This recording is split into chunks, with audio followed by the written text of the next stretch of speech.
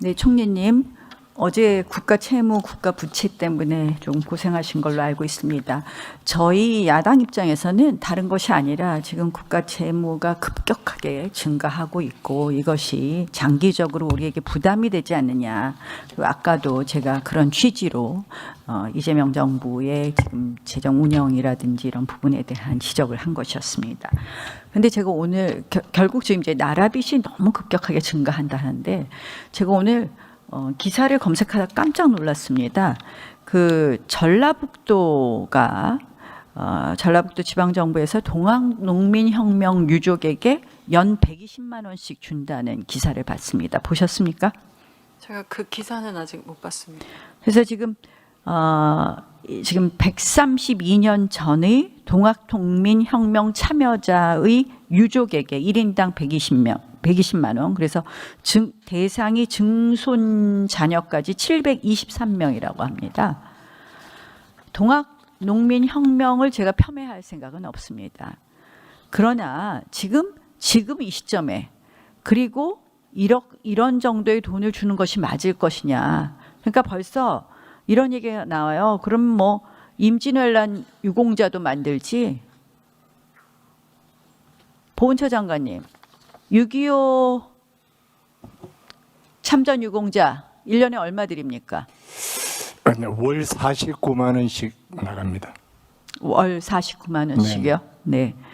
자, 저는 이 6.25 참전 유공자, 제1, 2 연평해전 뭐 우리 많은 유공자들이 있는데 실질적으로 지금 동학농민혁명 후손, 증손자에게 주는 것이 과연 맞을 것이냐 이런 생각이 듭니다. 게다가 전라북도가 지금 재정자립도가 얼마나 되는지 혹시 우리 기획예산처 장관이 아실까요? 전라북도 재정자립도 얼마나 됩니까? 지방정부의 재정자립도 자료는 제가 갖고 있지는 않습니다. 다만 의원님 저게 국비입니까? 지방비입니까? 지방비로 하겠다는 뜻이죠? 그렇죠. 그런데 네. 제가 지금 말씀드리는 것은 결국 아니 그 앞에서는 국가 채무를 말씀하시길래 제가 드린 말씀입니다. 아니 제가 나라빚도 이런데 지방빚도 이렇게 되고 결국 전라북도 재정자립도가 실질적으로 23.32%입니다. 그럼 나라 돈 들어가죠? 전라북도에 뭐 들어갑니까? 안 교부세 들어갑니까? 가는, 예, 그러니까 제가 교부단체입니다. 질문하는 거죠. 기획예산처 장관님. 의원님 아니 전라북도가 돈을 왜그 국가 채무 관련해서 아까부터 도입 부분도 그렇고 좀 전에 그런데 재무 자, 제가 질문한 거에 답하세요. 예, 그러니까 결국은 지금 아니 의원님 말씀 중에 제가 보기에는 사실관계 다른 부분이 많아서 그렇습니다. 아니 사실관계가 뭐가 다릅니까? 장관님 제가 드리는 말씀은 나라빚도 늘어나는데 지방정부도 이렇게 쓰는 것이 맞느냐 우선순위가 맞지 않다라는 것을 말씀을 드리는 거고요. 제가 하는 것이 틀린 부분이 있으면 나중에 말씀하세요. 그렇게 하죠. 우리 나경원 의원님 뭐가 매우 국가부채에 대해서 좀 이따가 그 기획예산 그러면 장관님 지금 나라빚이 증가 안 되는 네, 제가 충분히 드릴 테니까 먼저 나라빚이 나경원 말씀하시죠. 줄었습니까? 저에게 발언 기회를 충분히 주십시오 그러면. 제가 드릴 테니까 나경원 의원 질의해 주십시오. 자, 국방부 장관님, 호남 반도체와 관련해서 결국 광주 군공항 이전 문제에 대해서는 주한미군하고 협의해야 되는 것이잖아요. 네, 이 부분에 일부- 대해서 협의 언제부터 시작하셨습니까? 지난 6월 하순경으로 기억됩니다. 6월 하순경. 그러니까 이 발표하기 전부터 했다. 발표난 반도체 클러스터 민관 합동 회의 하기 전에 아닙니다. 시작을 했다.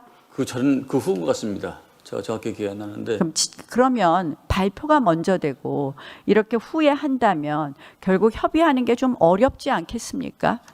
저는 이제 호남 반도체에 대해서 저희가 걱정하는 것은 우리 환경부 장관께서는 뭐 물 문제나 용수 문제나 전력 문제나 아무런 문제가 없다고 하지만 저희가 보기에는 매우 부족한 부분이 있고 결국 이러한 부분의 조건도 성취되기 어려운데 또 이제 광주 군공항 이전 문제도 실질적으로 보면 이 광주 군공항 이전이 나오면서 이제 주한미군 철수 제7공군 박살내자 이런 게 나오는 거예요.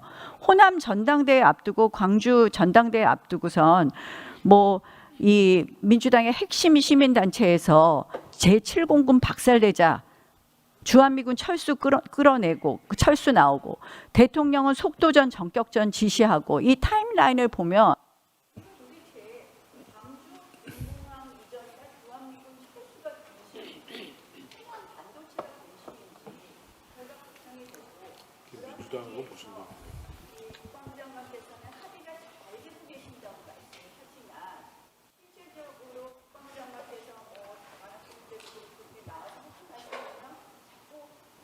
그 부분은 저 부분은 우리 민주당하고는 관련이 없는 네. 것 같고요. 잠깐만.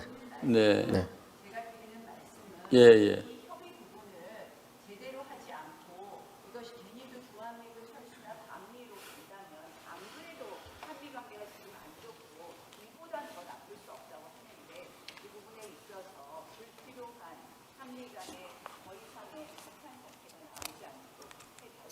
네, 신중히 하겠습니다. 네. 네. 이 부분에 대해서 나경원 의원님 수고하셨습니다. 자, 국가부채부에 대해서 기획예산 장관님 말씀해 주시고 혹시 국방부 장관 말씀하실 거 있으면 해주시기 바랍니다. 먼저 기획예산 장관 네, 말씀하세요. 발언 기회를 주셔서 감사합니다. 나경원님께서 얘기하신 국가 채무와 관련해서 국민들께서 사실관계를 정확히 아실 수 있도록 제가 간단히 좀 설명을 드리겠습니다. 국가 재정이 과연 지속 가능하냐 지속하지 않느냐는 국가 채무의 속도만 보지는 않습니다. 과연 그 지출이 효율적이냐, 또 GDP는 성장하고 있느냐, 이자 지출은 감당할 수 있는 능력을 갖고 있느냐, 부채 규모는 어떠냐, 이걸 종합적으로 보면서 판단을 해야 됩니다. 그런데 일부분만 가지고 이것을 확대 해석하거나 과장해서 얘기를 하면 국민을 호도하는 것입니다. 그래서 저는 그런 점에서 국가 부채의 절대 수준 또는 상환 능력 이런 것을 함께 보지 않으면 재정의 현실을 왜곡하는 거다라는 전제하에 말씀을 드린 것입니다. 우선 국가 채무만을 절대시 여기면서 최우선시 여기면서 그러면서 유기 시에 소극적으로 재정을 운영했던 윤석열 정부를 한번 생각해 보시기 바랍니다. 긴축의 악순환을 명징하게 증명했습니다. 그래서 결국은 국가 채무 관리를 우선시 두고 경기 둔화에 소극적으로 대응했고 감세 정책을 펴지 않았습니까? 그러다 보니까 3년에 걸쳐서 무려 100조의 대규모 세수 결손이 발생했고 이것은 결국은 재원을 불용 또는 집행을 지연하게 하면서 성장률을 하락시켰고 수입 채무를 악화시켰습니다. 불과 우리가 2년 전에 똑똑히 봤던 그 학습 효과가 있지 않습니까? 두 번째, GDP 대비 우리가 너무나 많은 이자를 내고 있지 않냐 이렇게 얘기를 하는데 1% 정도 수준입니다. 주요국 대비 결코 높지 않습니다. 5년간 증가폭도 낮습니다. 충분히 감당할 능력이 있습니다. 우리 한국은요, 지금 정확히는 0.46%포입니다. 그런데 프랑스가 0.8, 일본이 0.9, 미국이 1.2% 정도입니다. 세 번째, 부채 규모만 놓고 보더라도요, 절대 수준이 주요 선진국보다 크게 낮습니다. GDP 대비 IMF가 발표한 겁니다. 2026년도 올해 한국이 54.4로 얘기를 했는데 G7이 123.8, G20가 83.6, OECD가 71.3입니다. 그리고 2020년도 이후에 부채가 좀 많이 증가했는데 그 이유는 코로나 위기 극복이 있었고요. 그리고 방금 말씀드린 지난 정부 3년 동안 감세와 세수 결손에 기인한 부분이 큽니다. 저희는 내년도에 이제 곧 예산이 저희가 공개될 텐데 두 마리 토끼 다 잡으려고 합니다. 소위 재정과 경제의 선순환을 만들려고 하는 것이죠. 제대로 우리가 적극 재정을 통해 가지고 경제를 성장시키고 그것이 바로 이 성과, 즉 재원을 확충하는 방향으로 나와서 다시 투자할 수 있는 이 선순환을 이번에 만들려고 합니다. 그러면서 국가 부채와 관련해서는 윤석열 정부, 전 정부와 비교할 정도로 제가 확연히 떨어뜨릴 겁니다. 그래서 전반적으로 이 두 마리 토끼를 동시에 잡는 것을 목표로 하고 있다는 말씀을 분명히 드리고 거기에 머무르지 않고 윤석열 정부 그 전 어떤 정부와 비교하지 못할 정도로 저희는 강력한 지출 구조조정을 하고 있습니다. 그래서 올해도 이미 25조의 재량 지출과 2조의 최초의 의무 지출 구조조정을 했는데요. 내년에는 이것보다 훨씬 더 많은 구조조정도 그래서 지출이라도 동시에 깨하고 있는 역대 정부의 최초의 그런 재정 운영을 하고 있다는 말씀을 분명히 드립니다. 네. 기획예산 장관 말씀하셨는데 어제 박수영 의원님께서 우리 국가부채 문제에서 D1, D2 그러니까 국제 표준을 명확하게 하고 여야가 바뀌게 되면 국가부채의 기준을 달리하는 부분을 이번에 정리를 깨끗하게 하자. 이런 부분은 우리가 앞으로 과제라고 보고요. 우리 기획예산 말씀 잘 들었습니다.